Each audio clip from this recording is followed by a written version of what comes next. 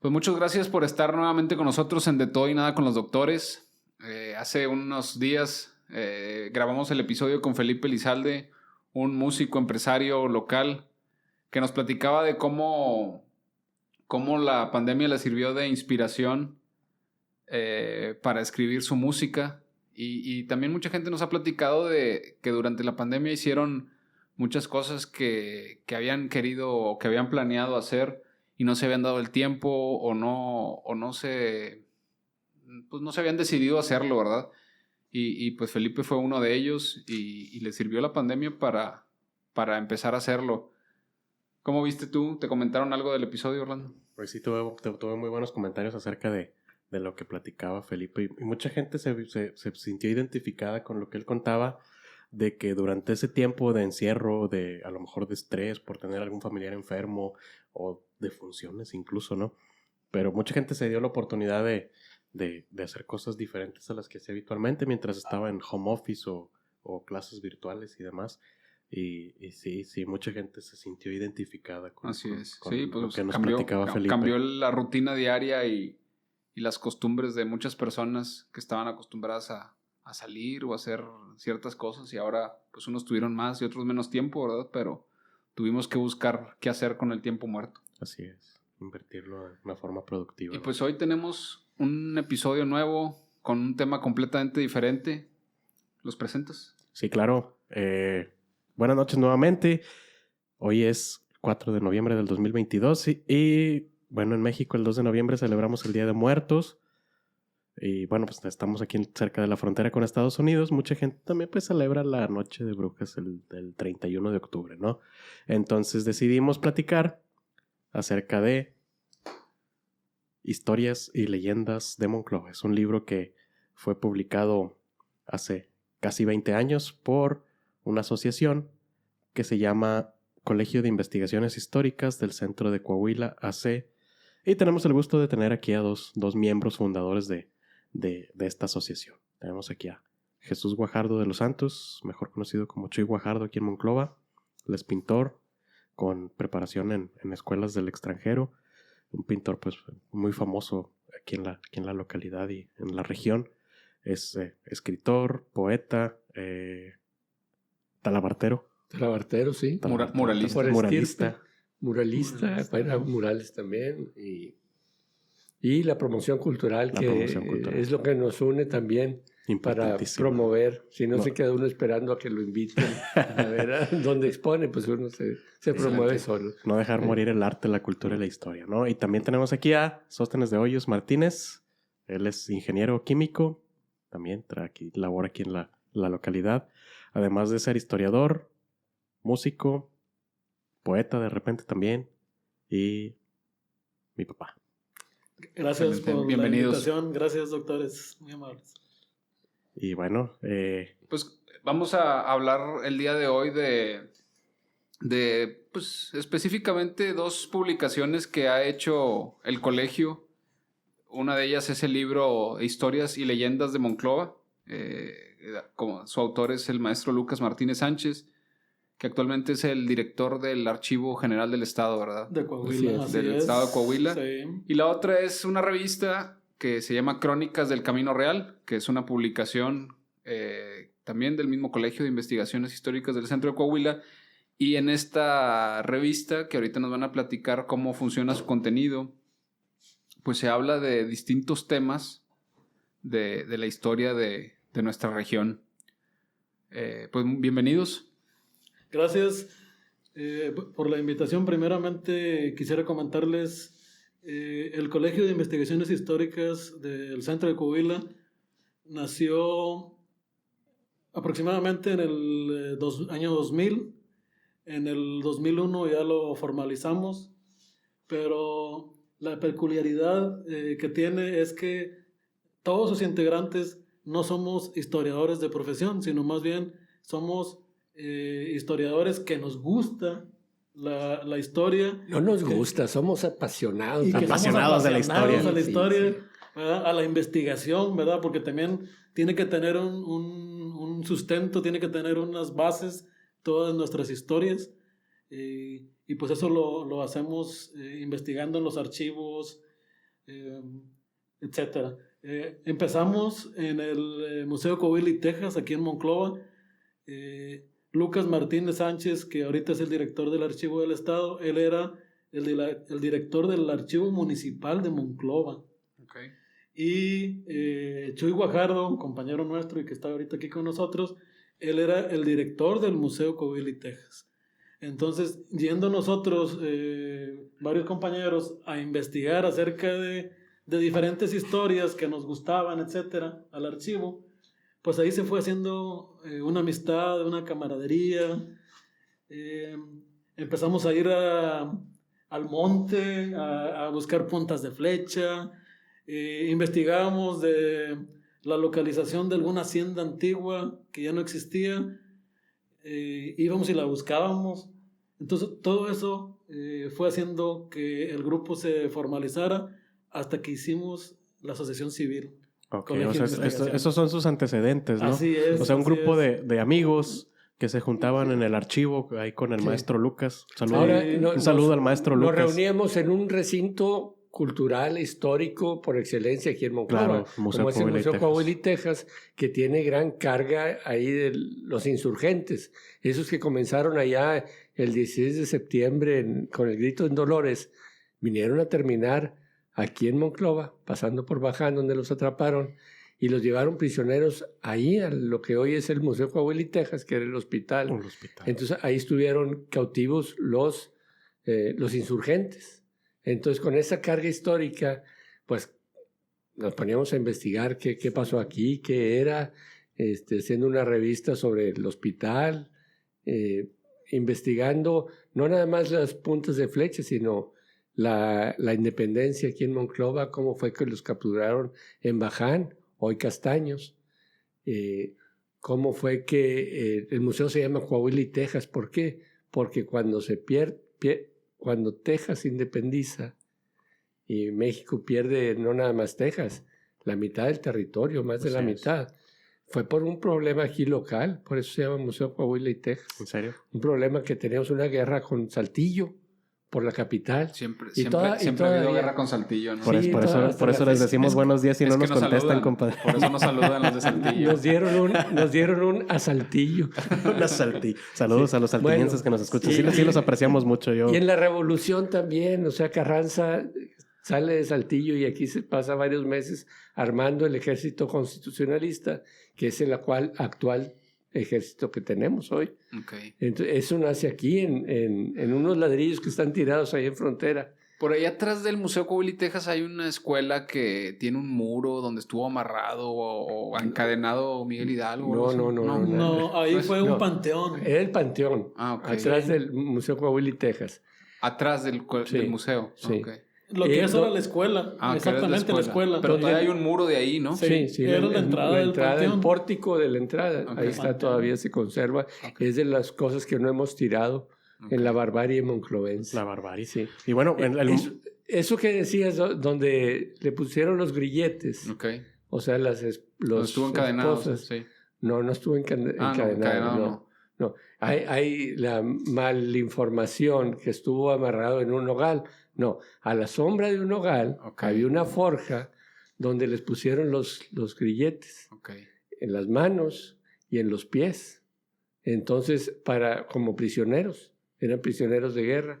Entonces ahí, y yo digo que en los pies porque como ya no pudo caminar Hidalgo a donde lo llevaron por varios días, no podía caminar porque traía los pies amarrados, entonces lo subieron a una silla, pero una silla de montar, o sea, una silla de las que fabrican ahí en la talabartería. Muy bien. ¿Sí? O sea, no creas que en una silla como esta que se la llevaron así. Entonces todavía cuando van de aquí a Chihuahua, les ponen algodón allá porque iban muy lacerados los tobillos, donde algunos iban caminando y llevaban las argollas. El nombre del personaje que le puso esos grilletes fue Marcos Marchant. Su nombre y sus firmas y todo están en el archivo municipal de aquí de Monclova. Fue el que le puso los grilletes. Era un francés. Miguel Hidalgo. Sí, era un francés que estaba aquí. Así es. Él se dedicaba a arreglar molinos, cosas así. Y la fragua se llamaba la fragua del tío Diego, creo. ¿Sí? Entonces, eso estaba ahí en la calle Hidalgo, que por eso se llama Hidalgo. Okay. Y Abasolo, ahí en la esquina. Ahí estaba esa fragua y se conserva aquí como reliquia parte del nogal, en donde el nogal que les daba sombra a la fragua esa. No como comúnmente se cree que estaba encadenado en el amarrado nogal. en el nogal. No tanto. Ahí lo tenían ahí. Estaba un yunque ahí grandote donde... Hasta eso les tuvieron consideraciones, ¿no? Antes de la decapitación. Así es. Entonces Monclova tiene una historia muy rica que generalmente no la vemos más que en el Museo Coahuila y Texas, porque pues ahí ha estado el caserón aquel, el edificio grandísimo donde estuvieron prisioneros los insurgentes, pero casi no la vemos. Entonces, nosotros tratamos de rescatarla de los archivos y compartirla. ¿Y cómo la compartimos la historia? No nada más es de investigarla, hay que compartirla. Decían ahorita ahí de esta revista Crónicas del Camino Real. Tenemos un taller de historia, un taller le decimos porque son una serie de conferencias, que es taller porque es un diálogo con la gente. Okay. Y eso tenemos también desde el año 2002 haciendo este taller, que lo hicimos por muchos años en el Museo Coahuila y Texas, y ahora estamos en la Biblioteca Pape, que nos abrieron sus puertas este año, y pues estamos desde otro de los grandes centros culturales de Monclova, ahí difundiendo nuestra historia, nuestras investigaciones. Principalmente la difusión la quisimos dar o la queremos dar hacia los jóvenes, hacia la comunidad en general, de la historia que no viene en los libros, que es la historia de todos estos pueblos de la región, que no viene en los libros, pero que pues son investigaciones que se han realizado. Pues es porque ustedes se avientan un clavado en los archivos que tenemos aquí, tanto en el archivo de Monclova como en el de la parroquia de Santiago Apóstol. Ustedes se avientan un clavado ahí en todos esos documentos desde que datan de cuándo. En el archivo de Monclova y en el archivo de la parroquia hay documentos originales de 1684, 1685, de la fundación de Monclova de 1689, documentos originales. Imagínense ustedes en el archivo, esa información. En el archivo municipal hay un documento de 1674, 15 años antes de la fundación de Monclova, cuando Juan Larios. Entonces, toda esa información especial y tinta china y que todavía se puede leer y se puede palpar lo que es la historia. Pues supongo que debe ser algo muy especial para ustedes como entusiastas o como apasionados de la historia local, ¿no? Poder palpar un documento que tiene ya casi 400 años, ¿no? Cuando tuvimos una conferencia sobre la Adelita, del doctor Alberto Galindo de Zaragoza, apasionado por la Adelita, nos trajo los diplomas de la Adelita con su foto ahí, o sea, la de la canción. Ahí tenerlo en la mano se te eriza la Adelita de la canción existió. Sí. Y tiene nombre y apellido. Entonces eso a nosotros nos entusiasma, nos apasiona mucho compartirla. ¿Cómo compartimos la historia? Pues aparte de libros que son muy formales y caros de hacer y cuesta sangre, sudor y lágrimas hacerlo. La revista esa, las conferencias, que ahora las conferencias las grabamos y las subimos a Facebook para que ahí las puedan ver desde su casa y en cualquier rato. Escritos en Facebook, que es el medio que más utilizamos para sacar las invitaciones, para compartir los escritos, fotografías, mapas, todo lo que vamos encontrando lo estamos compartiendo ahí. Entonces, tratamos de ser muy diversos en cuanto a difusión, porque no nada más los jóvenes, como decía Sóstenes, los jóvenes sí son muy importantes que les entre el gusanito por la historia. La gente mayor también tiene mucho que compartir, y sobre todo porque Acá donde nos quitan el nombre, nos quitan la identidad, es bien importante apasionarlos por algo que se sientan orgullosos de lo que pasó aquí en esta tierra en Monclova. Identidad. Ahorita que platicaba eso de que la gente grande también está interesada, justo pienso yo que a veces ahí es donde nace la investigación de alguna historia, ¿no? Que alguien, sobre todo una persona mayor, les cuenta una historia, oye, esto pasó, y pues empieza el caminito a buscar si eso fue real. Sí, fíjate, así es. Un señor Zúñiga de Frontera, que no le falla a nuestro taller, dice, oye, Chuy, ahí por la colonia Chapultepec hay todavía restos de un antiguo panteón. Yo, pues fui ahí a ver si era cierto, y sí están vestigios de lo que era pues la entrada o algo así del panteón. Y hay dos piezas, que es arqueología urbana, porque está aquí en medio de Monclova. Claro. Y adentro de la ciudad. Y no nos damos cuenta de los antiguos panteones, como citabas ahorita, el que está a la espalda de Coahuila y Texas. A las espaldas del Coahuila y Ese Texas. Porque está muy grandote, lo vemos. Sí. Y porque, bueno, el Museo Coahuila y Texas inicialmente era un hospital, ¿no? Era un hospital. Sí, en esos tiempos... Hospital Real de la provincia de Coahuila. Y ahí fue donde comenzaron a poner las vacunas. Ok. Las primeras vacunas ahí las pusieron. Las vacunas, que era el suero de la vaca, por eso se llaman vacunas. Y a espaldas del hospital, pues estaba el panteón. Ahí bien cerquita. Ahí se moría mucha gente ahí en el hospital, supongo, ¿no? Y ahí no se aventaban ahí para atrás. De hecho, ahorita que empecemos a hablar un poquito de la revista, quiero hablar de las causas de muerte que encontraron ahí en el archivo de la iglesia, que están muy interesantes. Ay, sí.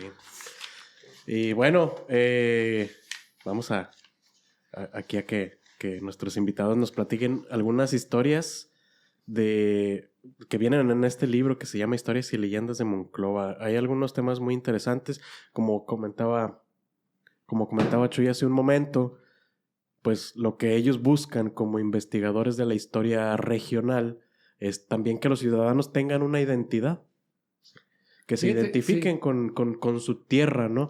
Entonces, yo creo que les va a ser muy interesante a todos los que nos escuchan enterarse o saber, conocer un poquito más de estas historias y leyendas de Monclova que platicamos el día de hoy. Déjame decirte de dónde sale ese libro, porque luego en las primarias parte de la tarea es pregúntale a tu abuelito una leyenda. Y pues los abuelitos le preguntaban y se quedaban en las mismas. Entonces iban al archivo municipal ahí con Lucas. Oiga, que la tarea tenemos que una leyenda. Y pues ya Lucas sacaba algo de la historia. Estas leyendas, este libro no son leyendas como Drácula o como la Frankenstein, que son puramente inventadas, que son puras babosadas, ¿verdad? Pero en este caso son sacadas de la historia de hechos que sucedieron aquí, como ahí viene cuando le puso Marcos Marchand los grilletes al padre de la patria. Pues no sabía que iba a ser el padre de la patria, ¿verdad? Si no lo hubiera tratado con mucho respeto. Pero esos hechos, casi todos, son reales. Inclusive las brujas de Monclova son historias que sucedieron aquí, de una época en que estaba la Inquisición y que creían mucho en brujería y en superchería. Santería. Y las juzgaron por brujas. Pues todavía hay mucha gente que cree. Bueno, ahí por la calle Juárez y Miguel Blanco, ahí hay un montón de hierberías y cosas así. Sí. Sí, y pues digo, todas esas hierberías ahí. Imagínate si ahorita con toda la información que tenemos hay mucha creencia. Así es. En 1750, ¿cómo estaba dominando la ignorancia? ¿Sí? Entonces creían en brujas, creían que volaban. Y es algo bien controversial ahorita. Todavía hay mucha gente que va a las limpias y a las cosas estas de que para los amarres y que antes esos eran las cosas de las brujerías, ¿no? Bueno, nuestro compañero Horacio Domínguez, que como Sóstenes es ingeniero químico, luego tratan de descifrar las pócimas que tenían. Y el azufre, bueno, tiene una razón de ser, o lo que se ponían o se untaban. Pues todo, sí tiene algo de medicina tradicional. Es que todas las medicinas tradicionales, yo siempre le he dicho... Yo hablando de medicina cuando... No, está bien. Sí. Toda la gente que promueve, yo les digo, sí, hay muchas cosas que funcionan. El problema de mucha de la medicina tradicional es que no hay como una dosis establecida. O sea, hazte un té de... no sé, de canela. De tila. Pero ¿cuánta canela? De gobernadora para las piedras. Si lo desgracias, te llevas las piedras y te llevas... Y te el riñón también. Y también hay muchas hierbas que producen problemas. Hay hierbas que un té puede producir un aborto en una mujer embarazada. Que todavía se usan el para comino, eso. ¿no? El té de comino. El comino concentrado. ¿No? Y pues sí, el azufre, por ejemplo, lo usan todavía los dermatólogos para el acné. Hay jabones de azufre para es el diablo ese. Sí, pues sí. Pues el diablo. Huele al infierno, sí, ¿no? Quema el acné. Sí.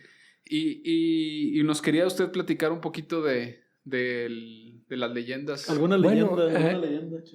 Esas leyendas, como les decía, son muy sabrosas, están muy bien redactadas, porque las piedras así de tanto rodar se van haciendo redonditas. Entonces, estas leyendas, que es tradición oral, van agarrando sabor. Y, por ejemplo, hablando de las brujas, concretamente, se dio un caso en 1748, aquí en Monclova, de que una mujer iba dando la vuelta de una esquina y se le cayó un morralito. Y alguien se lo encontró y se lo llevó ahí a otra persona, que era, pues traía un atado de cabello, piedra imán y varias cosas ahí. Entonces comienzan a investigar porque pues eran cosas del diablo. Entonces van y la arrestan a ella, y es un chorro de arrestos y de declaraciones de qué era eso, ¿no? Pues que supuestamente se le había dado otra persona, una María Iruegas y una Manuela de los Santos. Vienen ahí los nombres. Ya dando nombres y todo, quemando nombres, raza aquí, Chuy. 1700. Oye, mi mamá es de los Santos y la tía Manuela. Sí. Entonces comienzan a investigar y llega gente del Santo Oficio para investigar y les inventan cosas. Ahí a las mujeres estas, que eran puras mujeres, que esas hierbitas eran para atraer a los hombres, a los varones. Al ser amado, dicen. Pues, todavía hacen los eso, amarres. Los amarres. Entonces, este caso va a dar a la Ciudad de México allá, se llevan a varias de ellas a las mazmorras del Santo Oficio. No hay evidencia de que las hayan quemado, como luego dicen, pero sí se desaparecen ahí en las mazmorras del Santo Oficio, ahí en Santo Domingo. ¿Sí? Y todo esto quedó documentado. Estaba por escrito toda la historia. Aquí en la plaza había un palo grande que se llamaba ¿el qué? La picota. La picota, en donde la usaban para castigar a los que se portaban mal. Entonces la picota, pues a estas mujeres las ataban y las desnudaban. Y pues la vergüenza estaba peor que estar en la cárcel, ¿verdad? Claro. O los azotaban a los varones y pues hay un proyecto ahí para restituir la picota aquí en la plaza. Aquí en Monclova. Ahora ya está muy moderna. Ya está muy moderna nuestra plaza. Pero ahí en los planos antiguos de Monclova, en los mapas antiguos, ahí viene señalada la picota y es de los pocos lugares en México en donde tenemos evidencia en un mapa que existió esa picota. ¿Sí? Entonces, eso es parte de nuestra historia. Y les decía, se llevan y les hacen su proceso y está muy largo. Y en la Ciudad de México, ahí en el Archivo General del Estado, está todo el expediente. Y hay varios libros de gente que se han echado el clavado en los archivos estos y nos narran todo lo que sufrieron estas mujeres de aquí, Se habla específicamente de Monclova, se dicen los nombres de las personas. Y lo dicen que iban volando de aquí a Bustamante, a Boca de Leones, que es Bustamante. Así es. ¿Sí? Entonces, cosas que son inverosímiles, pero contadas, pues no sabían leer ni escribir, entonces y muchas veces ni español hablaban. Entonces les inventaban ahí los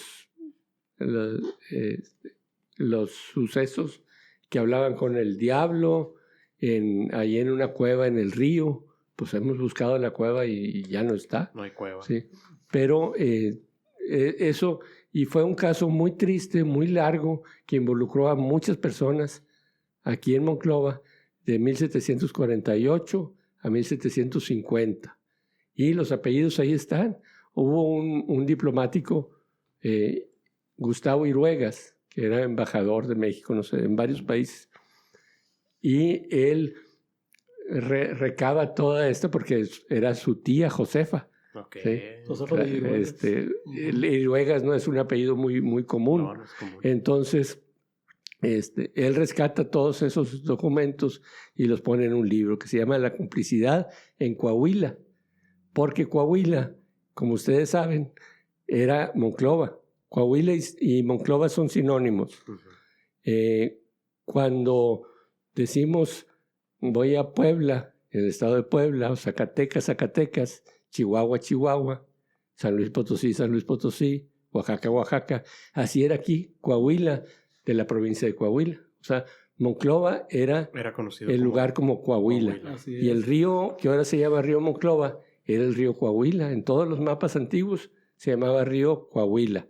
No sé cuándo le cambiaron a río Monclova, pero nosotros, parte de lo que empujamos aquí de la identidad es que nosotros somos el origen del Estado.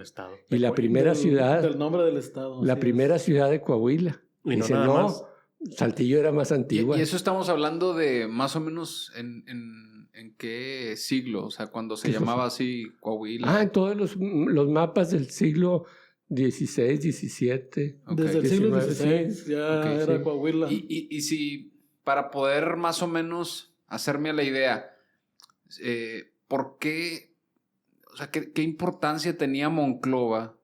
¿Por qué era como el centro o la ciudad? Era la capital. Pero ¿qué tenía de especial? O sea, ¿de qué tamaño era Monclova en ese momento como Era muy pequeña, mira. ¿Pero por qué era tan importante? La conquista de México es de 1520. Sí. Allá en Tenochtitlan.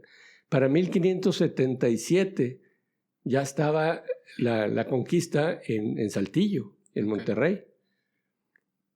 Pero aquí Monclova se funda en 1689. O sea, más de 100 años después. O sea, esta tierra bárbara y aguerrida no se dejó conquistar. Se tardaron 50 años de llegar de México a Saltillo y de Saltillo a Monclova 100 años. Otros 100. De hecho, los 50 y 100 años de Saltillo a Monclova. Los primeros exploradores de estas tierras norestenses llegaron más o menos por 1580, más o menos. Para 1590 ya existía un pequeño poblado aquí, en esta zona. Almadén. El Almadén. Por eso le llamamos el Nuevo Almadén. ¿Verdad? Pero por las incursiones de los indios... por la Santa Inquisición también. Y que eran muy poca la gente que venía. Se perdían los pueblos, ¿verdad? Y volvían a fundarse otra vez. Por eso nuestra ciudad pues ha sido fundada... Mira, en 1580... 6 o 7 veces. Luego se dice que de Fénix, ¿no? En 1585 viene don Luis Carvajal y de la Cueva, que funda el nuevo reino de León. El rey le da posesión de un gran cuadrante que iba de Tampico a Mazatlán, y que eran 200 leguas, 800 kilómetros. Así, al horizontal y en lo vertical, otros 800 kilómetros. O sea, abarcaba Tamaulipas, Nuevo León, Coahuila, gran parte de Chihuahua, de lo que es Texas, un territorio enorme. Pero como había celos ahí entre los los de la Nueva Vizcaya, que eran Chihuahua, Durango y Saltillo y La Laguna, le dicen allá a los de la Santa Inquisición que el gobernador Luis Carvajal y de la Cueva no era cristiano limpio. Era un cristiano converso. Sí, que tenía orígenes judíos. Y eso era el pecado mayor. Era sefardita. Entonces, sí, era sefardita. Y vienen y lo aprenden aquí en la Nueva Almadén. El segundo de a bordo se llamaba Gaspar Castaño de Sosa, que tenía su quinta, su finca, su estancia allá arriba. En Castaños. En Castaños, por eso se llama Castaños. Cuando apresan a don Luis Carvajal y a su familia, que se los llevan allá a las mazmorras otra vez del Santo Oficio, que también está muy documentado, se queda aquí Castaño de Sosa. Y unos años después se va a buscar la Gran Quivira, que era una zona fantástica llena de oro, y se llevan los pobladores de aquí a Nuevo México, Arizona, por allá. California. ¿Y si le encontró el oro o no? No. No hubo nada. No. La ciudad de oro, la famosísima ciudad de oro. La Gran Quivira. Y la Gran Quivira, ¿no? Sí. Que es una leyenda también. Sí. Una leyenda tanto en el noreste mexicano como en el suroeste de norteamericano de Estados Unidos. ¿Verdad? Y regresando a la cuestión de las costumbres, ahorita hablando por lo del Día de Muertos que tuvimos recientemente, ¿hay algo en particular que se usaba aquí en Monclova diferente las costumbres que se... Bueno, yo pregunté cuando comenzaron a decir que el altar de muertos y cosas así, yo le preguntaba a mis tías mayores y a mi abuelita, a ver, aquí, ¿cómo hacían el altar de muertos? Altar de muertos, aquí no. Aquí íbamos al panteón a llevar flores, se hacían calaveritas, que eran los versos, mofándose de los vivos, como si estuvieran muertos. Y eso eran muy picarescos y hay periódicos donde viene eso. Y se comían cañas y cosas así. Pero la Secretaría de Educación Pública vienen y nos barren nuestras tradiciones diciendo, no, en todo México se tienen que hacer altares de muertos, porque el Halloween nos está quitando nuestras tradiciones. Entonces, en las escuelas comenzaron a hacer concursos de altares de muertos. Famosos altares. Sí, los famosos altares. Y los altares de muertos son más del centro. Son del sur. Del centro y del sur. Centro-sur. Sí. En donde ya sí es una tradición, pero no obligada como está aquí. Era una cuestión pues, de tradición donde muy ponían personal, ¿no? su foto. Sí. Ponían es que es muy diferente la historia y las costumbres del norte y del centro del país, ¿no? Sí. Pues acá somos sefarditas. Sí. Sí. Y en el sur son más, allá está muy marcada la diferencia de clases, donde es el hacendado y los peones, el patrón y los sirvientes. Y muy enfocado a la religión también, allá en la zona centro y zona sur. Okay. Sí, aquí me platicaba mi abuela que ellos con tiempo se ponían a hacer flores ahí en la casa para el día 1 y el día 2 llevarlas al panteón. Flores de cera. Flores que... De papel encerado. De papel encerado. En otros lugares de aquí de la región, muy frondosos y muy lluviosos, se sembraban flores para que estuvieran ya listas para el día 1 y 2 La mano de león. La mano de león. Sí. Muy diferente a lo que se acostumbra en el centro, ¿no? Que es el cempasúchil, que sería la flor tradicional del Día de Muertos. Eso primero que nos impusieron los altares de muertos es una cosa. Pero hoy en día, pues tenemos un desfile de catrinas. Ah, sí, en la Ciudad de México, ¿no? Pues sí, pero esa es de una película del 007 que acaban de hacer hace pocos años. Y luego Coco vino y nos dio otra zarandeada en nuestras tradiciones y viene de Walt Disney. Todo esta de Coco, que poner la fotografía, porque si no el muertito no descansa y puras... Yo digo, nos morimos y ya no volvemos, ni que te pongan comida, ni te pongan nada. Ya, Te vas a donde naciste. ¿Dónde estabas cuando antes de nacer? En ningún lado. ¿Para dónde te vas? Estaba viendo un video ahora de que te ponen que el refresco y el pan. Chingado, pues si por eso me morí, ¿para qué me lo vuelves a poner? Así es. Por la diabetes. Sí. O las cheves, ¿no? Que le ponen su vinito, ¿no? Su tequilita al muertito. Sí. Oye, pues no estabas fregándome en vida que no tomara. Sí. Y ahora quieres que venga a tomarme un tequila. Yo me acuerdo acá, los chistes que teníamos hace 30, 40 años. Bajita la mano, 40 años. Ajá. Que va uno acá y le lleva flores al panteón y ve a uno del sur que le está poniendo la comida ahí y le dice, oye, ¿y tú cuándo se va a salir tu muerto a comer la comida esa? Dice, pues cuando el tuyo salga a oler las flores. Sí, es muy parecido, ¿no? Sí, y bueno, nuestra cultura es un proceso, no es estática, no es algo que podamos meter y congelar. Como a veces queremos que la cultura se quede estática. No, viene una película y nos cambia todo el esquema que traíamos. Ahora aquí en Monclova acaban de ser las alumbradas que también les pegó la pandemia. 4 o 5 años apenas. Sí, eso lo inventaron, no sé si aquí, bueno, en el sur también hay los panteones que se llenan ahí de veladoras, cosas así. Aquí ya es un festival, sí. Pero un festival tan nuevo como que lo inventaron, pero así como las cabalgatas de Sabinas, que a Regulo Zapata se le ocurrió hacer una cabalgata recordando cómo salieron de Santo Domingo una caravana para llegar a lo que es la ciudad de Sabinas y fundar una ciudad. Y ahora es una de las grandes tradiciones, no nada más de Sabinas, se hacen cabalgatas por todo el estado. Y es parte de nuestra cultura y de nuestro folclore. Hasta la de los 3 estados, ¿no? Sí. Ándale, la que hicieron de los 3 estados. Tamaulipas y Coahuila. Y pues así va a ser ahora nuestras fiestas del Día de Muertos, que antes las comenzaron a hacer dentro del Museo Coahuila y Texas. Y luego pues se comenzaron a quemar ahí los altares porque les dejaban las veladoras.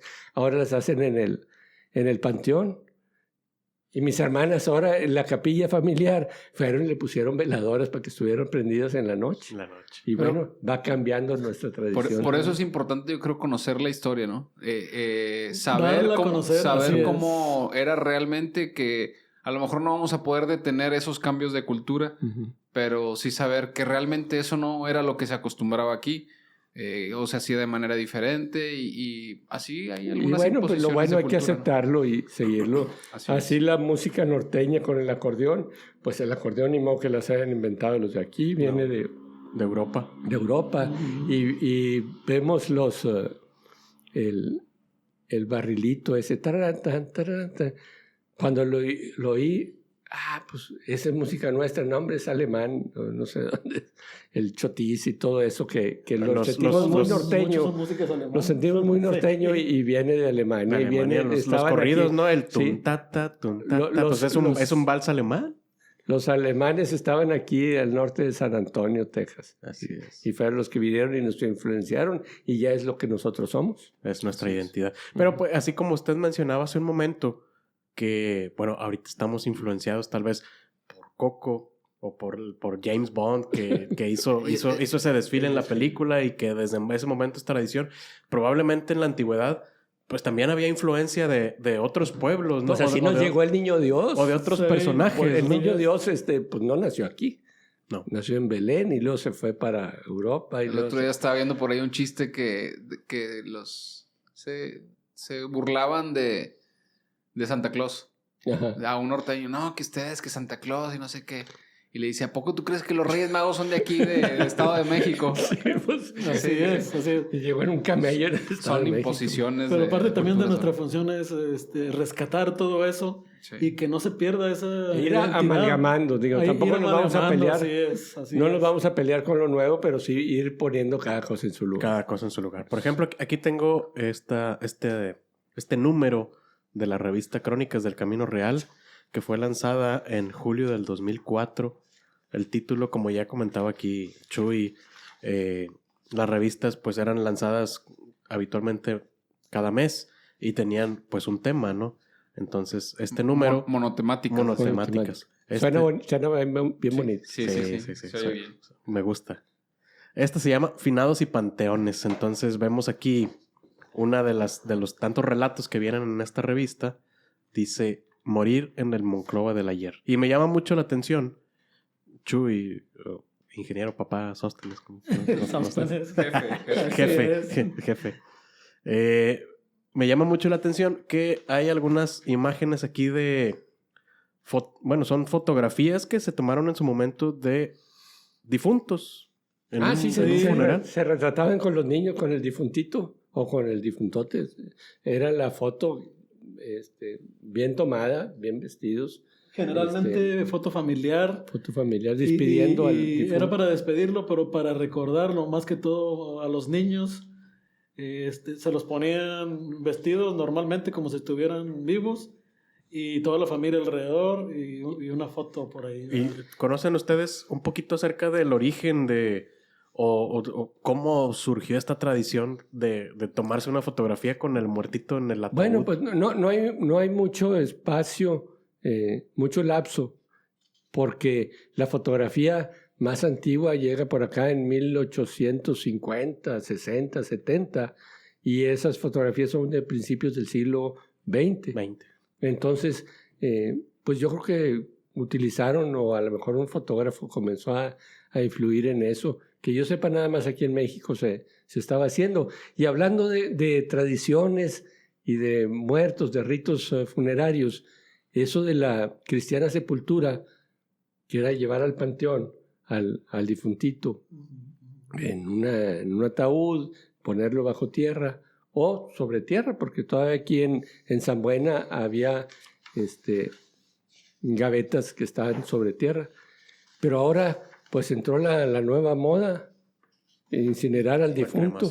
La cremación. Yo creo que en el 2004 todavía no estaba tan fuerte eso. Yo creo que no. Y ahorita, no, y más con lo de la pandemia, todo el que se moría a cremarlo.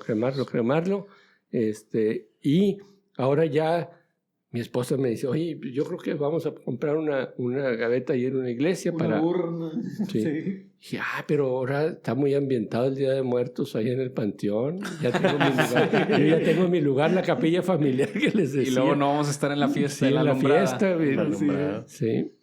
Entonces, lo que dicen en algunos escritos de aquí de Monclova, dice que antiguamente en los panteones de Monclova y la región, las inhumaciones se hacían a 1.78 metros de profundidad, o sea, 2 varas de profundidad.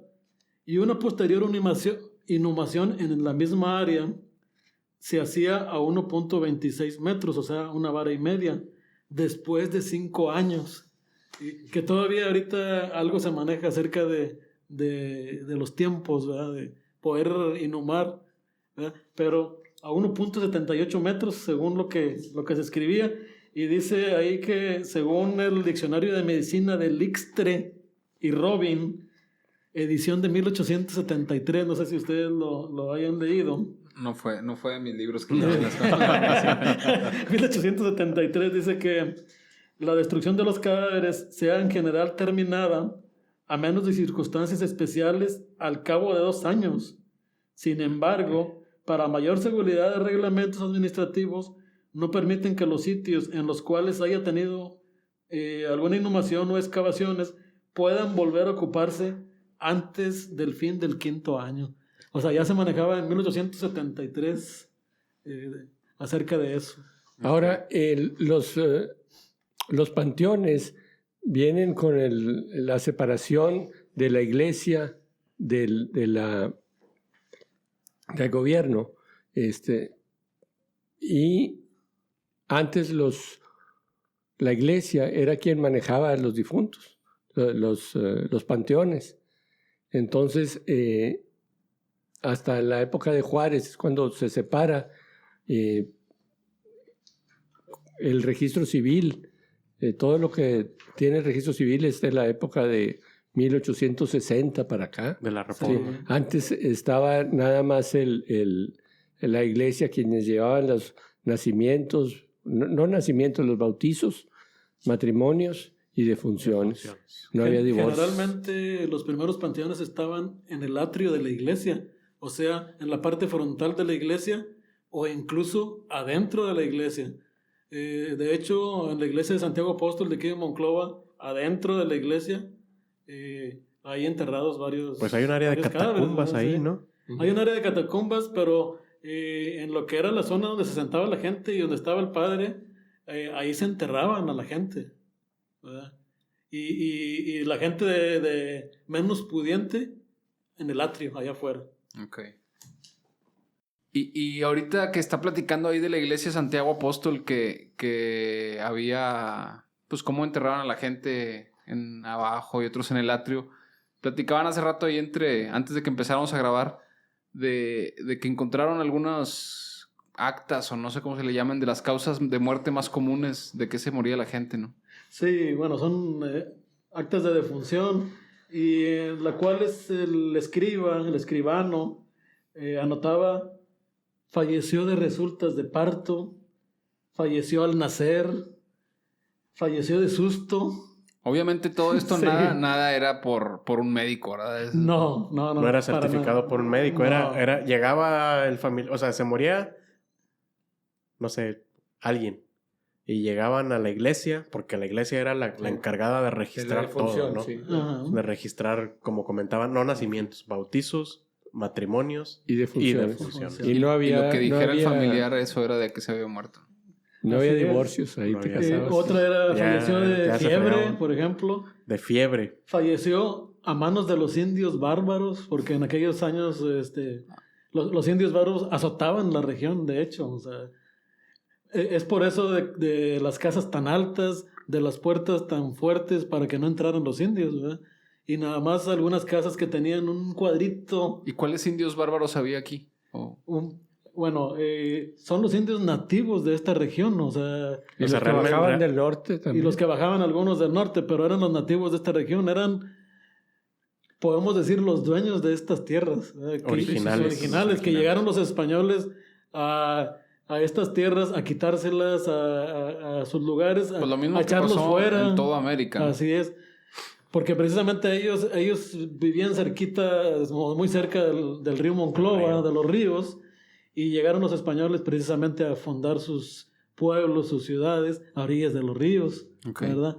Entonces, azotaban las regiones para expulsar a esas gentes. Otro falleció de insulto. ¿Qué es eso? Falleció del mal de rabia, que es muy... Bueno, la rabia conocido. Es la que conocemos actualmente. Pero el insulto. Pero ¿cuál es el falleció de insulto? Pues que le hablaste feo a alguien. Me imagino, sí. Y se murió. Una mentada. Una mentada mortal.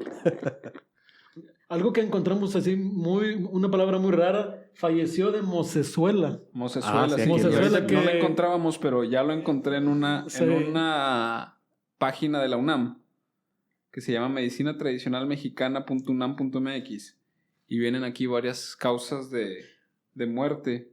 Viene ataque, parto, empacho, aire en el brazo, aire en la cintura, quebradura, fractura, lumbriz, no lombriz, lumbriz, ahorita voy a ver qué es eso. Es lumbar. A lo mejor. Parásitos, malos de la vista, o sea, me imagino que le hizo ojo o algo así. Ajá. Mocesuelo, espanto y susto. Y el mocesuelo específicamente son convulsiones infantiles, específicamente en los primeros días de vida. Y aparentemente lo que pasaba es que la mamá se enojaba o le daba una cólera y le pasaba esa enfermedad por haberse enojado por la leche al bebé. Por la leche materna. Por la leche materna. Y entonces el bebé le daba fiebre. Y dice aquí, le hierve el pecho. Me imagino que era lo que escuchamos ahorita como crepitantes, estertores crepitantes, que es al escuchar el tórax de alguien, se escucha como que hierve, y es la flema que está ahí atorada, las neumonías. Entonces lo más probable es que era una neumonía, y obviamente el bebé convulsionaba por fiebre. Y se moría. Y no tenía nada que ver con la muina o la cólera que hizo la mamá. El coraje que le hizo pasar el señor. Pero pues ahorita borracho, dice la gente también que le da diabetes por un susto.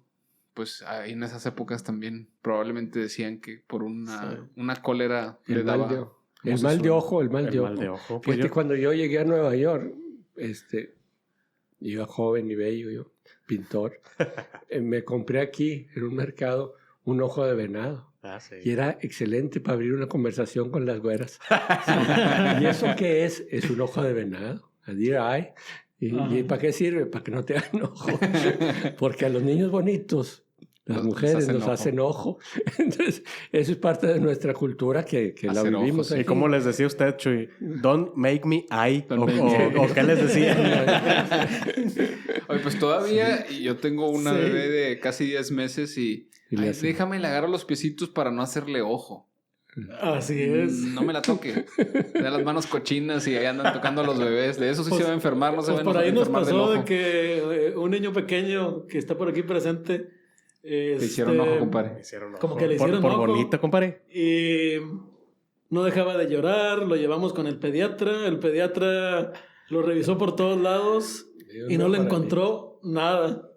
Y al último le dijo, pues, dele una barrida a este niño. Con un huevo. Con un huevo. Pásenle un huevo. Y no me lo van a creer, pasaron pero el huevo por el cuerpo. En 5 minutos se le quitó y dejó de llorar después de estar todo el día llorando. Entonces es el mal de ojo. El mal de ojo. Así es. El famosísimo mal de ojo de las abuelitas. Las abuelitas son supuestamente energías negativas o energías muy fuertes que influyen en una persona o y en bueno, un niño. pues eso era considerado una causa de muerte en el Coahuila de 1840 y tantos, 60 y tantos. ¿No? Así es. Bueno, comentaban también ahorita una causa de muerte que me llamó mucho la atención. Ataque de indios bárbaros. Entonces, pues bueno, como ya bien comentábamos, los indios fueron despojados de estas tierras, ¿no? Que ni siquiera deberíamos de llamarlos indios, ¿no? Sí. Pues eran los nativos las de estas jaras, tierras. ¿no? Los que hayan jugado lotería en las jaras. Las jaras. Te metieron una jara por el pecho y te morías. Pues sí. Sí, que ni siquiera deberíamos llamarlos indios, pero pues la costumbre... Eran los naturales. La costumbre que nos trajeron nativos. los españoles que pensaban que habían descubierto la India o una nueva India o algo así, los empezaron a llamar así, pero no deberíamos llamarlos así. Eran los nativos originarios de estas tierras. A mí me gusta decir que yo soy nativo de aquí. Somos nativos. Que llegó Alonso de León y ya... No, venían los de Hoyos, venía con Alonso de León. Los que lo recibimos eran mis ancestros. ¿Y los Villarreal de dónde veníamos? Esos vienen de acá de Monterrey. Fíjate que hay una historia muy sabrosa. Nos contó una vez en la reunión de genealogía, que fue en Ramos Arizpe, contaron la historia de los Villarreal. ¿Sí? Cómo acá se llama, en Hidalgo, no, en Mina, está el museo. ¿Cómo se llama el museo? ¿Es el Fray Juan Larios? No. Bueno, ahorita te digo. Pero un yerno de ese señor, o sea, Bernabé de las Casas. Sí. Bernabé de las Casas, y los Casas también andaban por ahí. Un yerno de él tenía varias hijas y un yerno era el Villarreal, el primer Villarreal, y de ahí se de dieron, todas las hijas. Sí. No, una hija, más de una hija se casó con un Juan Villarreal, no sé cómo se llamaba, y de ahí vienen todos los Villarreal, pero está muy documentada esa historia. Okay. Y luego y es aquí de Mina, Nuevo León. Ok. Bueno. Y más muertes, ya no hubo más muertes por ahí.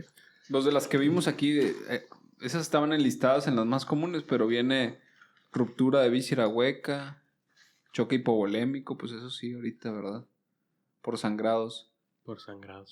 Choque hipovolémico. Pero pues también era súper común las muertes de los recién nacidos y de las mujeres. Bastante común. En el parto, durante el parto. También manejan aquí que fue fusilado, o sea, pues en aquellos años 1810, 1800, eran fusilados allá afuera en este caso del Hospital Real. En el paredón. Los paredones ahí. Afuera del Museo Coahuila y Texas fusilaban gente. Sí, exactamente. Ahí fusilaron a Ignacio Aldama y a Fray Juan Salazar. Y ustedes saben exactamente, bueno, en las instalaciones actuales, ¿cuál era el área de No, en Contraesquina había unas tapias viejas de ahí fusiladas. Sí, más o menos. Fíjate que donde está un estacionamiento por ahí. En el edificio, a espaldas, para el lado del panteón de la Escuela Cruz de Leones, allá arriba hay una piedra con una cruz labrada. Y siempre nos hemos preguntado qué quería decir. Pues que está en el edificio ese, pero pues no sabemos. No sabemos todavía. Y más vale no inventar. Algunos escritos datan que en la parte posterior de lo que era el Hospital Real también había fusilamientos. Sí, okay. Algunos escritos datan. Que no se morían de enfermos los fusilados. Sí. Y bueno, también comentan aquí en sus relatos que, nuevamente retomando el tema, ahorita van a ver a dónde lo estoy yendo, que una causa de muerte relativamente frecuente era por ataque de indios bárbaros, ¿no? Entonces, en el libro de Historias y Leyendas de Monclova del maestro Lucas Martínez, un saludo nuevamente al maestro Lucas, ojalá nos esté escuchando y que luego nos dé su punto de vista y ojalá que también nos pueda acompañar algún día aquí porque tiene muchas anécdotas que contar. Viene una historia que se llama El cautivo. El cautivo de Castaños. El Avelino, ¿no? Avelino. Cuéntanos un poquito acerca de esta historia, el cautivo de Castaños, así se llama, ¿verdad? Así es Avelino Fuentes de Hoyos. A mí me gustaría más, está bien sabrosa leerla tal cual, pues está muy... No, sí, lo podemos leer, sí. Claro. Ver, déjenme la busco. La ubico. Sí. El oro, la momia, esa serie, este libro de leyendas es una recopilación de leyendas o hechos anecdóticos sabrosos que tenían que ver, que tienen aire de leyenda. Y que Lucas Martínez se dio a la tarea, bueno, primero hacer para la tarea de los niños y luego pues ya las tenía seleccionadas 30 y tantas leyendas y las pusimos a manera de libro que ha sido uno de los bestsellers de Monclova. Sí, ¿verdad? Es muy famoso. Sí. Pues cuéntenos ustedes. De hecho, los cautivos de los indios, hubo muchos niños y muchas personas que se llevaron los indios a sus reservas. ¿La leen ustedes o la leen? Sí, si quieres yo la leo. Que se llevaron a sus reservas, no nada más no fue un caso. Este caso, ¿no? Este caso es famoso porque está muy documentado. Y porque el cautivo pues era un... Pero era de Castaños. Era hasta cierto punto gente, influyente. Era gente bien. Tuvo un hermano. Y era de Hoyos. Telésforo Fuentes fue gobernador de Coahuila. Y era su hermano. Sí, era su hermano. Ildefonso Fuentes era un héroe. Fue un héroe en la Reforma. Era comandante, era coronel y era de los rifleros de Monclova. Y era el segundo de Miguel Blanco. Miguel Blanco era licenciado y era general. Y era el jefe inmediato de Ignacio Zaragoza. Órale. No más, fíjate, no más de ese calibre. Era de Castaños, era esta familia. Entonces, cuando los atacan los indios y se roban... A ver, cuenta. Sí, dice... Bueno, permítame un poquito antes de iniciar el relato. Para quienes nos escuchan, esta leyenda se llama El cautivo de Castaños. En los años 1800, cuando la gente nativa, la gente autóctona de estas tierras, llegaba en montón a atacar pues un poblado, ¿no? Y ellos tomaban a alguien. Sobre todo en los caminos. Los caminos, tomaban a alguien. Es decir, secuestraban a alguien, ¿no? Sí, mataban a los varones y se llevaban a las mujeres. Y de pilón a los niños. A los niños también. Sí. Entonces, a las personas a las que secuestraban les llamaban cautivo, ¿no? O sea, la gente de la localidad le llamaba cautivo. Entonces nos van a platicar esta historia que se llama El cautivo de Castaños. Dice, en el otoño de 1838... la familia Fuentes caminaba con rumbo a Monclova, procedente de la hacienda de Castaños, en grupo numeroso, para hacerse segura compañía, pues asistía al temor de los indios que merodeaban por todos lados y aparecían cuando menos se esperaba. Casi para llegar a la ciudad de Monclova, en un punto llamado El Puertecito, lo que hoy es más o menos por... la fuente que está ahí por Boulevard Pape. Por la 1 de Mayo, por ahí. Por la 1 de Mayo, ahí era El Puertecito. Por Soriana Pape. Pues ya dije marca, chico. Dice, una banda de indios se dirigía al norte después de robar ranchos y haciendas. Tocó con los Fuentes asaltándolos, matando sin piedad a Pedro Fuentes y tomando cautivos, entre otros, a una joven recién casada, una niña y un niño, a quienes se los llevaron cautivos como era costumbre. Mas no faltando quien diera pronto aviso y alerta a las autoridades, que dispusieron salir en persecución de aquel grupo de indios, logrando darles alcance en Pozuelos de Arriba, que todos lo conocemos y todavía se llama igual ahorita. Frontera. Donde les quitaron por fortuna a la niña Elenita Fuentes y demás acompañantes, pero por más esfuerzos que realizaron, no pudieron rescatar a la mujer y al otro menor raptados. Se llevaron a María Arciniegas y a Avelino Fuentes, hermano del difunto Pedro que habían matado en ese momento. Y también hermano de Ildefonso Fuentes. También, ¿no? Hermano de Ildefonso Fuentes. Héroe nacional. De aquel desafortunado encuentro y final trágico hubieron de pasar muchos años, hasta que un día apareció en San Buenaventura, un poblado cerca de Monclova, un indio joven, de piel oscura, pero de ojos azules, quien fue puesto de inmediato en la cárcel y por no hablar español, fue llevado a Nadadores, donde vivía un hombre que había sido prisionero de los indios y conocía a la perfección su lengua, quien les informó que el preso decía que su tierra estaba por el rumbo del Cerro del Mercado, por habérselo hecho saber un indio viejo, por lo que determinaron enviarlo a Monclova, conduciéndolo con todo el rigor que merecía un personaje que era sinónimo de muerte y robos.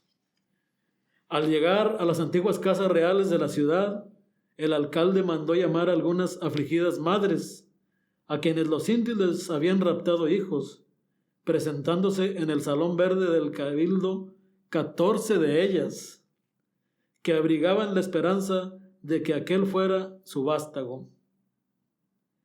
Al estar el indio frente a ellas, este aguzó sus azules ojos en cada una de ellas, reconociendo entre todas como su madre a doña Catarina de Hoyos, quien dudó al verlo, declarando al alcalde que su hijo tenía un lunar como de una peseta en una sentadera, siendo esta tal vez la prueba o manera de corroborar si era o no su hijo Avelino.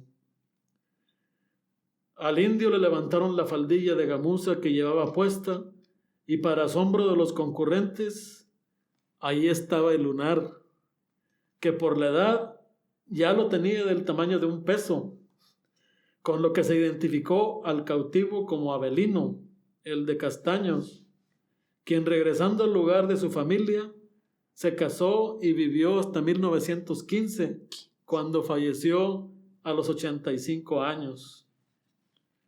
De doña María Arciniegas, la otra persona que se habían llevado los indios en aquel tiempo, solo se supo que se quedó a vivir en Las Cruces, Nuevo México, atribuyéndosele ser la madre del indio Victorio, aquel indio tan famoso, legendario jefe comanche, permaneciendo hasta nuestros días la duda de si era hijo del finado Pedro Fuentes o del jefe indio que la tomó por esposa.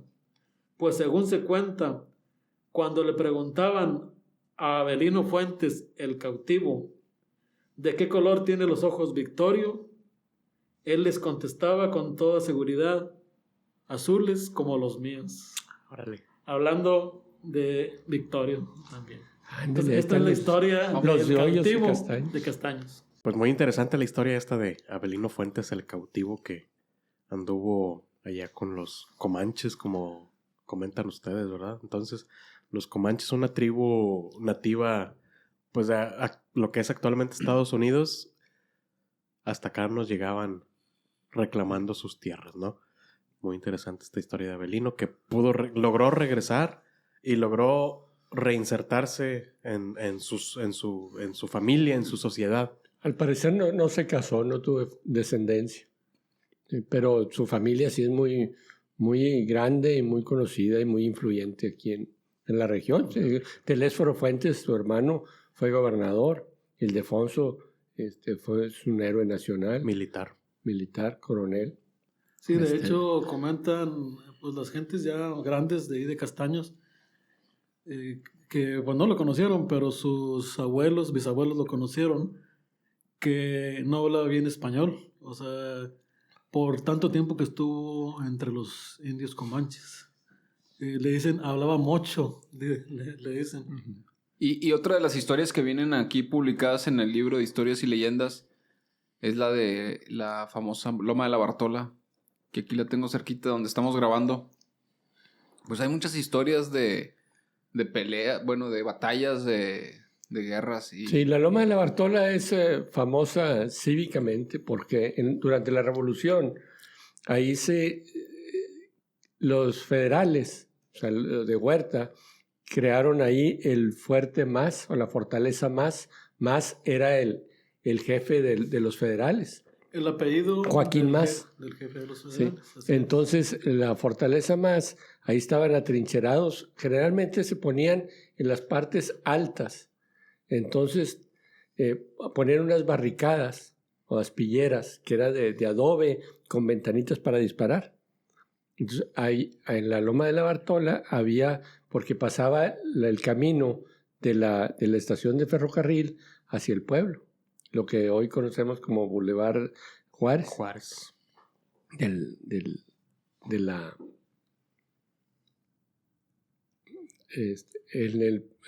Boulevard Juárez. Entonces, para tirarles a los que pasaban ahí, y en las partes altas también era la parroquia. Ahí tenemos fotografías del campanario de la parroquia, donde están atrincherados los federales arriba. La ermita. Y la ermita también se libró una fuerte batalla ahí. El general Francisco Murguía, que hace 2-3 días fue el centenario de su muerte, ¿sí? Acaba de ser llevados sus restos desde Saltillo a Sabinas, porque él vivía en Sabinas, era fotógrafo. Él fue quien intentó tomar la plaza de Monclova. Intentó porque no lo logró. Lo que es el primer cuadro en la parroquia, sí toman ahí ese lugar, la ermita también, pero acá en la Loma de la Bartola estaban pues muy bien apertrechados los federales, que por más que se acercaban, les tiraban de arriba para abajo. Fue una batalla muy, muy sangrienta, se perdieron muchas vidas. Y finalmente los constitucionalistas, Murguía a la cabeza, no pudieron tomar la plaza de Monclova. Okay. ¿Sí? Entonces, no la pudieron tomar, pero pasaron unos pocos días y allá en Torreón, Villa estaba tomando Torreón, y los federales se retiran de Monclova, se retiran de la plaza de Monclova hacia el sur para no quedar ahorcados, para no ahorcarse, porque si les cortaban las vías de comunicación, que en aquel tiempo eran las vías de ferrocarril, se iban a quedar aquí encerrados, siendo presa de los constitucionalistas. ¿Sí? Entonces, para mí, en lugar de ese Cristo enorme que nos puso un exalcalde, debía de estar ahí una bandera monumental en la Bartola, porque es un lugar donde se luchó muy fuerte, y para nosotros es más local, más emblemático, porque el ejército constitucionalista, que es nuestro ejército federal ahora, nuestro ejército actual, nace aquí en el montón de ladrillos que está ahí en frontera, que lo que fue el Hotel Internacional. Uh-huh. Ahí nace el ejército mexicano, ahí nace. Entonces, una de esas grandes batallas, pues, es en la Loma de la Bartola. Ni modo de poner una bandera en la parroquia o en la ermita, ¿verdad? Aunque la ermita está en una loma, pero son lugares emblemáticos. De cultos religiosos. Sí, pero la Loma de la Bartola la teníamos libre, con un tanque de agua allí de cimas. Pero se quitó el tanque y se puso un Cristo. Ok. ¿Sí? Si me permite interrumpirlo, Chuy.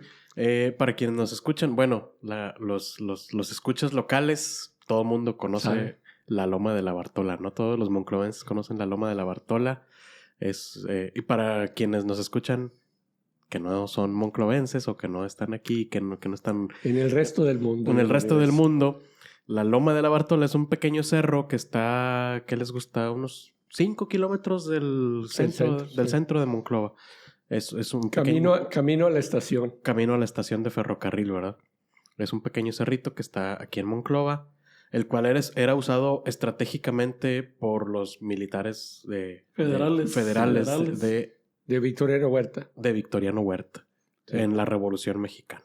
Sí, de hecho, estas partes están en la Secretaría de la Defensa Nacional y pudimos tener acceso a todos los escritos que dejaron ellos. Los partes de guerra. Los partes de guerra, los planos que hicieron en aquel tiempo.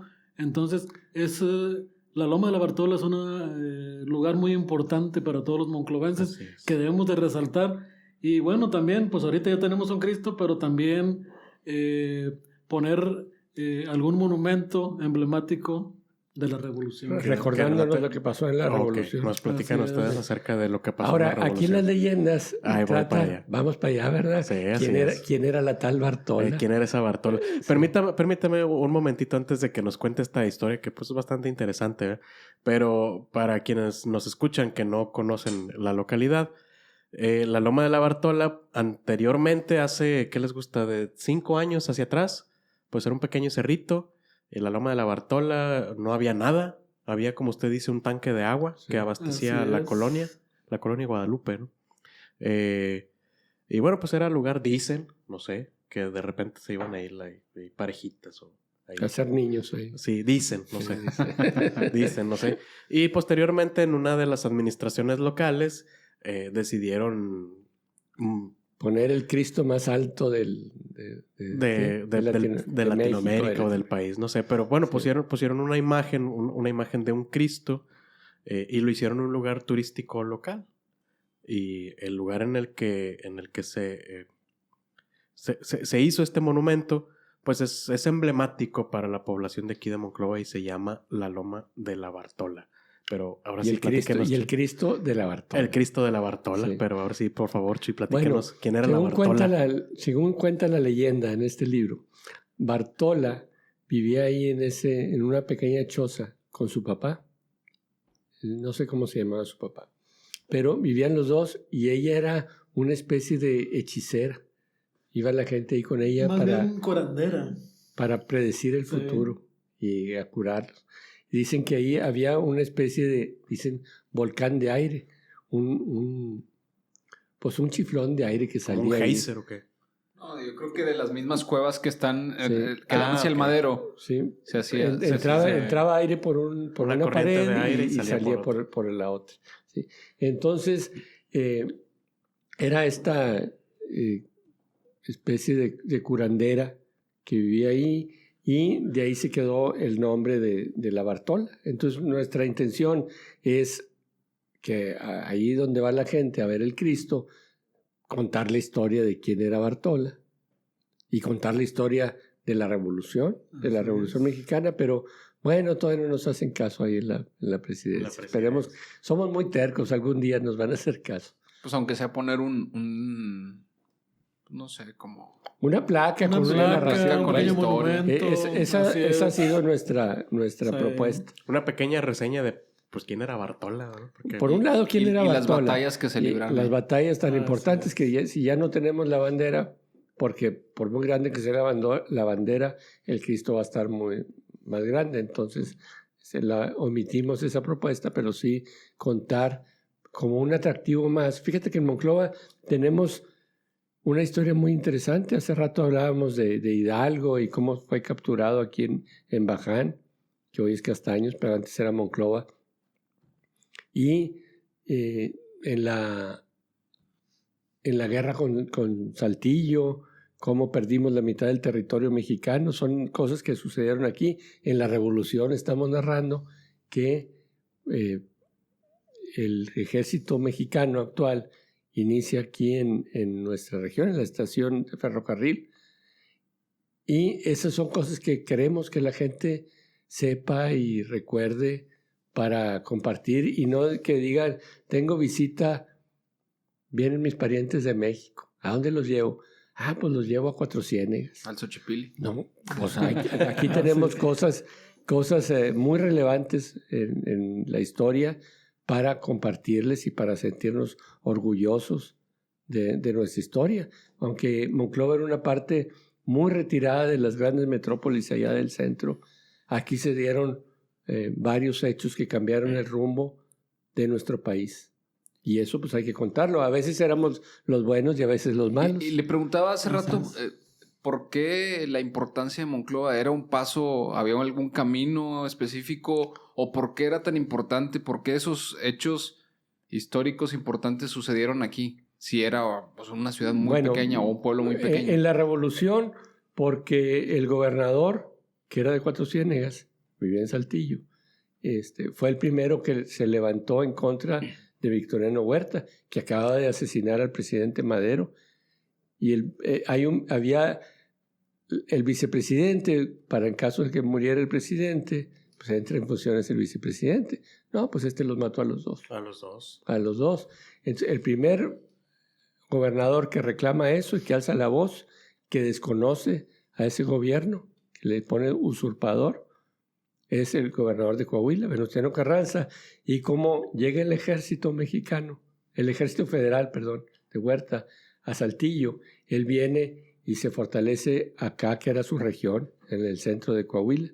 Y por eso los hechos se dan aquí, por el gobernador Carranza. Pero la relevancia también de nuestra ciudad viene mucho más para atrás. Bueno, es que comencé de adelante para atrás. Sí, así es. Desde lo que comentábamos ahorita del Camino Real. Ajá. El Camino Real... De hecho, así se llama la revista, Crónicas del Camino Real. Bueno, así le quisimos poner. Luego de una reunión ahí y de hablar y decir... Pues a ver qué se les ocurre, qué nombre se les ocurre de la página, de la revista, perdón. Pero bueno, te comentaba, Camino Real. Este Camino Real son 2 caminos reales que cruzan prácticamente todo el país. El Camino Real en el área noreste, que es el que nos toca a nosotros, es el Camino Real de Coahuila y Texas, que viene desde Ciudad de México, San Luis Potosí, Querétaro, San Luis Potosí, Saltillo, Monclova, y sube a San Antonio y sigue. O sea, es prácticamente la carretera 57. La carretera federal 57 con ciertas variaciones. Eran los caminos real, era de tierra adentro. O sea, que iban hacia el norte, hacia adentro de la tierra. Y los de tierra afuera eran los que iban hacia las costas. Y Monclova era un paso obligado precisamente por su río, que era un río muy, muy grande en aquel tiempo. De hecho, el río de Coahuila, que de ahí tomó el nombre del estado, y pues tenía que pasar la gente por aquí, o sea, porque todo lo demás estaba demasiado seco, demasiado árido, y era un lugar de paso, o sea, Monclova era un lugar de paso. Ahora, los insurgentes iban hacia Estados Unidos, pero Estados Unidos no estaba en Igle Pass, aquí en Texas, estaba en Luisiana, les faltaba un chorro, entonces llegan aquí, vienen derrotados por la batalla del Puente Calderón en Guadalajara, cerca de Guadalajara, y vienen derrotados y se vienen hacia el norte, traían mucho oro y plata para comprar armas qué raro, ¿verdad? En Estados Unidos. Qué raro, sí. Entonces, ese oro y plata, pues sabe dónde lo habían sacado. Habían saqueado por ahí.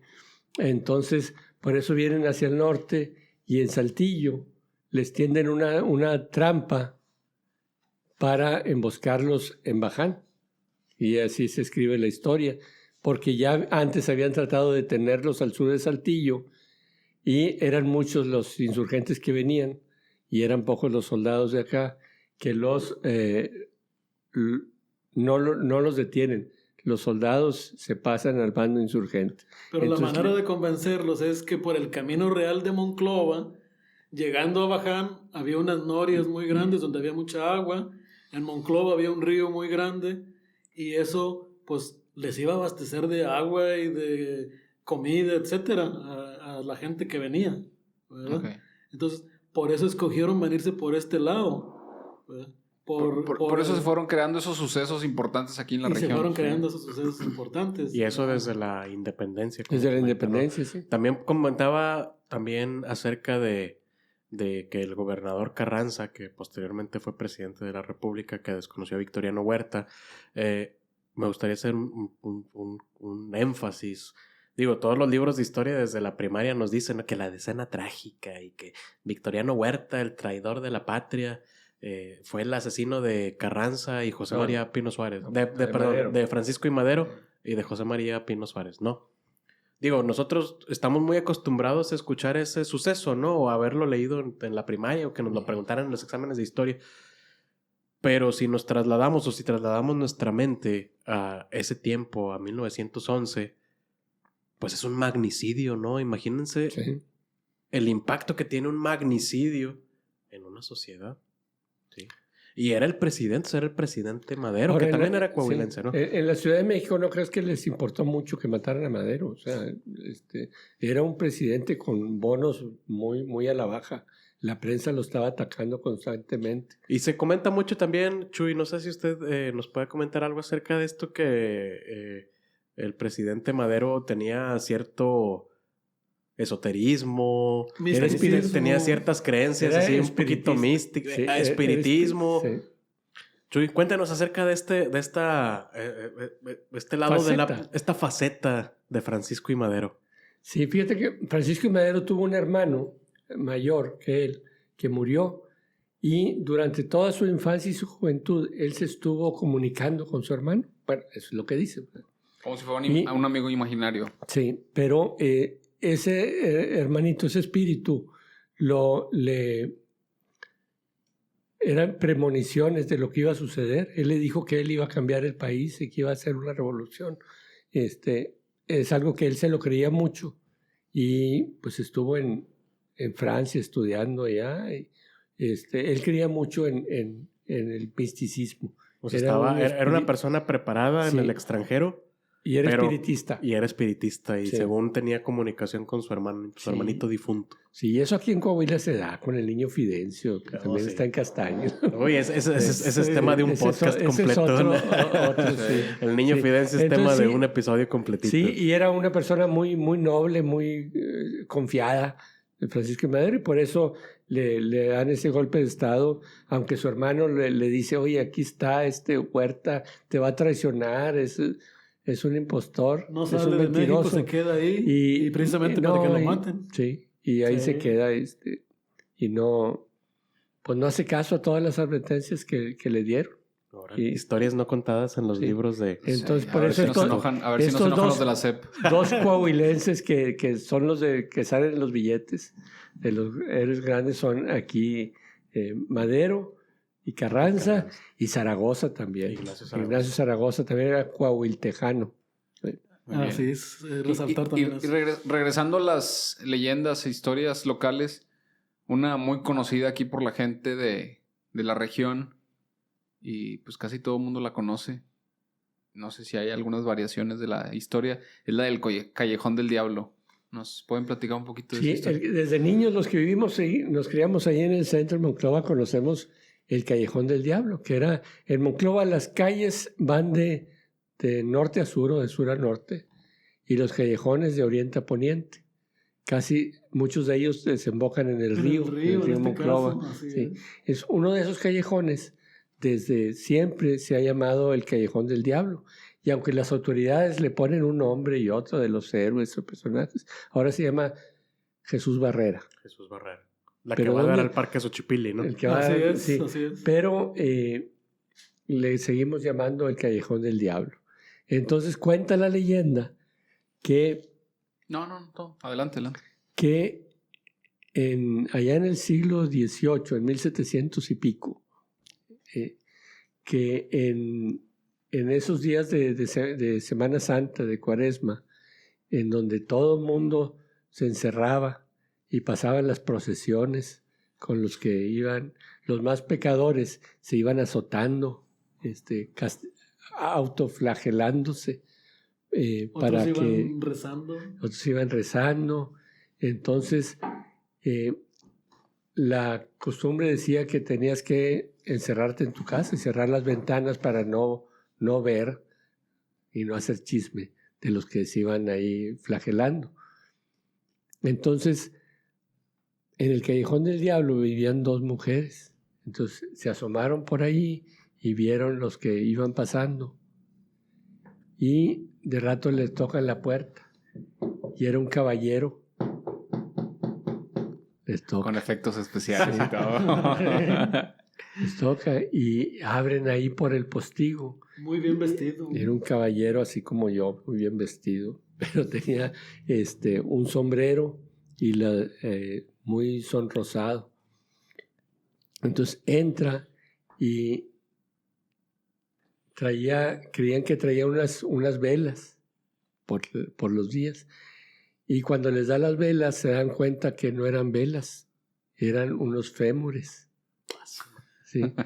Se los da, entonces ellos se dan cuenta de que tenía olor a azufre y que en los pies tenía una pata de gallo y una pata de cabra.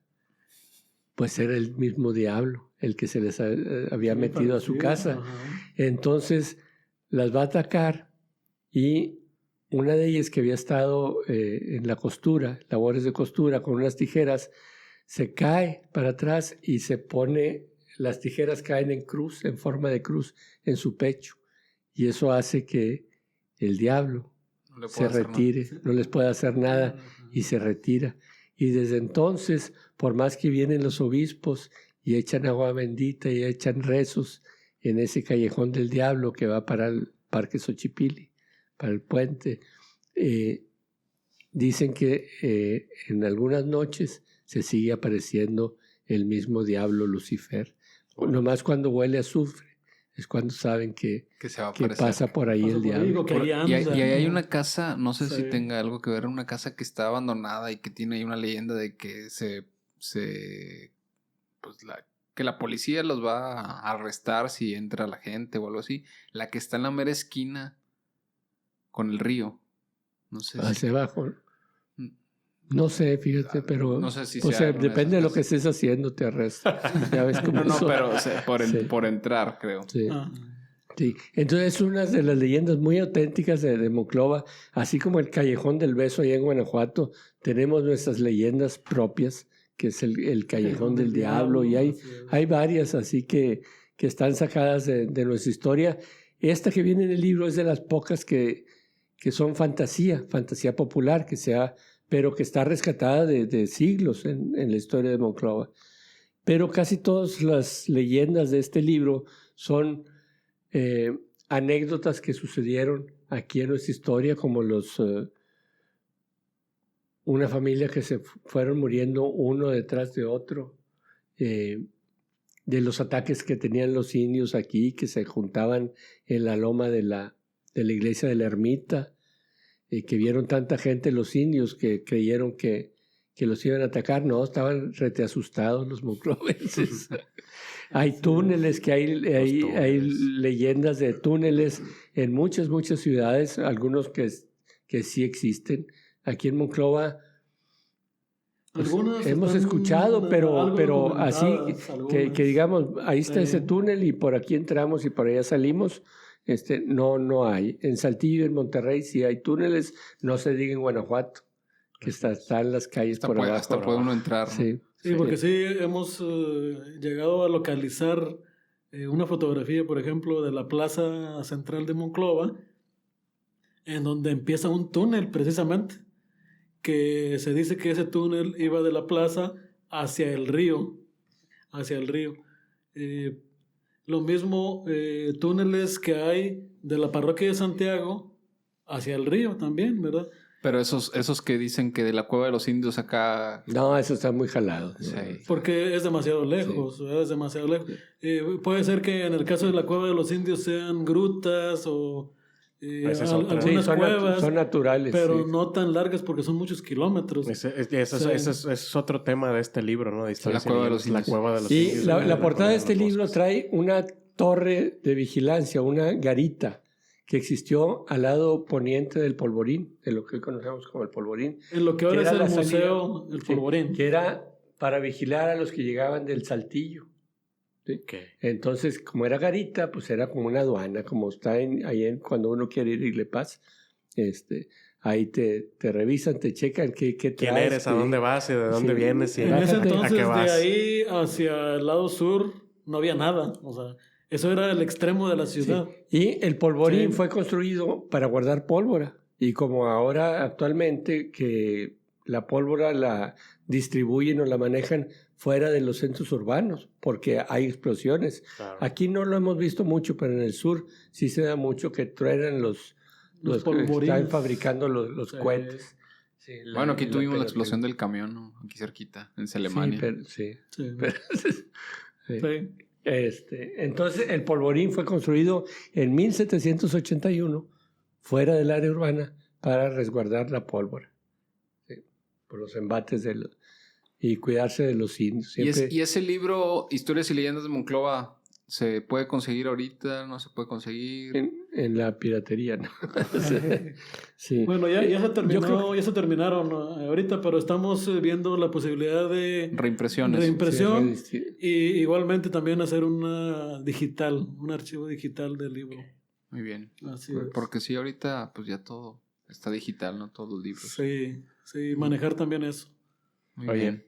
¿Alguna otra historia, leyenda pues local? Hay muchas buenas historias aquí en las revistas que estuve leyendo y en el libro. Luego podemos platicar de otras. Son muy interesantes y otras que no había escuchado, ¿verdad? O los orígenes de la leyenda esta del callejón del diablo. No había escuchado bien el origen, pero pues todos lo hemos escuchado por ahí. Así es. Pues agradecer mucho a ver, pero me toca hacer un comercial. A ver. Antes de cerrar. Sí, nosotros difundimos nuestras investigaciones en un taller de historia regional que tenemos más de 20 años haciéndolo y que actualmente estamos en la biblioteca Pape. Aquí y lo hacemos cada 2 sábados. Cada 2 sábados estamos ahí en la biblioteca con temas muy interesantes. Ese lo abrimos en enero y lo cerramos en diciembre. Y para este diciembre del 2022 siempre cerramos con broche de oro, ¿verdad? Un libro que es el catálogo de informaciones, dispensas y registros matrimoniales de la Villa de Santiago de la Monclova de los años 1689 a 1750. Cuando uno se va a casar, ya ves que por la iglesia, el padre te hace una entrevista previa y te dice, ¿no te has casado? ¿Tienes hijos fuera del matrimonio? ¿No te has arrejuntado con alguna doncella? ¿Tu apellido es el mismo apellido del cónyuge? También eso. Sí. Entonces, si tienes alguna relación consanguínea con tu novia, entonces es una entrevista muy, muy íntima de todo tu pasado. Y generalmente esa información la cuida mucho la iglesia. Pero en este caso, como es de 1700, pues nos dan permiso de publicarlo. De publicarlo. Sí. Entonces, para los genealogistas es un chocolate de esos de los más sabrosos. Sí, chocolate suizo. No, suizo no, de cacao puro. Sí. Los suizos ni cultivan cacao. Precisamente la presentación de este libro sería el cierre de nuestro taller del año 2022. Ahora en diciembre. Que sería a principios de diciembre de este año. Están todos invitados. Los talleres que hacemos no tienen una secuencia, o sea, no tienes que ir al primero para ir al segundo. Para entenderle al que sigue. No, son temas sueltos que aleatorios, y inicia y termina en el mismo sábado a las 10:30 de la mañana ahí en la biblioteca. La entrada es libre, pero luego nos dicen gente de Saltillo, de Monterrey, de Sabinas, oiga, pues yo quiero enterarme de lo que o cuándo vienen o den las pláticas para todos los niños de Monclova. Pues ¿cómo? Entonces los grabamos por Facebook. Y ahí en la página de historiadores del Centro de Coahuila, ahí están todas las pláticas que hemos estado dando. Esa es su página de Facebook, historiadores del Centro de Coahuila. Sí. Así es. Y entonces ahí, no todas, pero a partir de hace 1 o 2 años para atrás, a partir de la pandemia, ya la estamos grabando todas y ahí están para consultarlas, para escucharlas.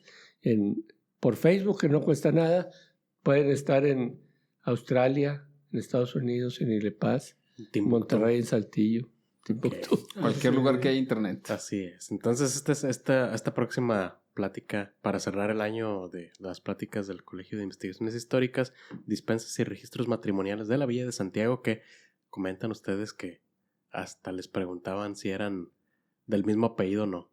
Sí, los de hoy.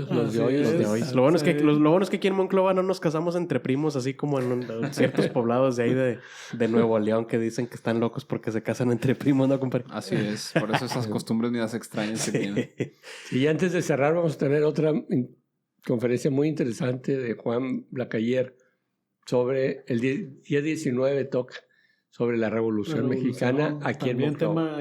Son temas nacionales, pero ubicados aquí en Monclova con la batalla de la Bartola y todo eso. Excelente. Pues a muchísimas todos los que estén interesados en conocer un poquito de la historia de la región, pueden acudir los sábados, cada 2 sábados, ¿verdad? Al Museo Biblioteca Pape a las 10:30 de la mañana. Así de entrada libre, completamente. Entrada libre. Sí. Pues muchas gracias. Acérquense, les va a gustar, Vamos a ir. Somos amenos. Excelente. Y abierta la invitación cuando quieran venir aquí con nosotros a De Todo y Nada con los doctores. Orlando. Bueno, me gustaría nada más que nos dieran algunas palabras de despedida para que cierren este episodio. Bueno, la historia, ¿por qué es importante la historia? No me pregunta mi hija, ¿y para qué sirve la historia? Todo eso ya pasó. La historia refuerza nuestra identidad, nuestro amor a nosotros mismos. O sea, si no tienes pasado, no tienes historia, no te vale quién es tu papá y tu abuelo, no tienes un arraigo. Y entonces eso es bien importante para nosotros, para nuestra gente de aquí de la región centro, querernos a nosotros mismos, conocernos para poder querernos. Si no nos conocemos, pues nos vale lo que haya pasado, quién venga, quién hable mal de Monclova y de Frontera, nos vale. Pero conociéndonos, conociendo nuestra historia, nuestro arraigo, podemos poner cartas pesadas sobre la mesa y decir, bueno, la Revolución Mexicana comenzó aquí, allá en tu pueblo. ¿Qué hicieron? ¿Qué hicieron? Entonces, es una manera de tener más barajitas para jugar. Hay una frase que a mí no me gusta mucho en particular, que dice: el que no conoce su historia está condenado a repetirla. Pero yo creo que a veces no tiene nada de malo repetir la historia, porque hay cosas buenas de la historia que está bien repetir. Entonces, hay que conocerla para repetir las cosas buenas y no repetir las cosas malas. Así es, pero más que todo para conocerla, más que todo, como comentaba Jesús, fortalecer esa identidad, que te digan, soy de Monclova por esto, soy de Castaños por esto, soy de San Buena por esto. Conozco nuestras raíces, conozco qué pasó aquí. Si alguien me pregunta qué hecho histórico importante, pues poder contarles, ¿verdad? Entonces todo eso es parte de lo que hacemos en el Colegio de Investigaciones Históricas del Centro de Coahuila. Y cuando alguien dice, no, pues no conozco dónde está Monclova, no sé, pues el ignorante es él, no tú. Entonces lo único que se está diciendo es que es un ignorante. No conoce de geografía. Pues muchas gracias. Fortalecer la identidad al final. Muchas gracias a ustedes. Agradeciendo. Y mucho éxito en sus programas. Muchas gracias. Pues esto es De Todo y Nada con los doctores. Nos vemos en el próximo episodio. Tengan todos buenas noches. Gracias, muy amables.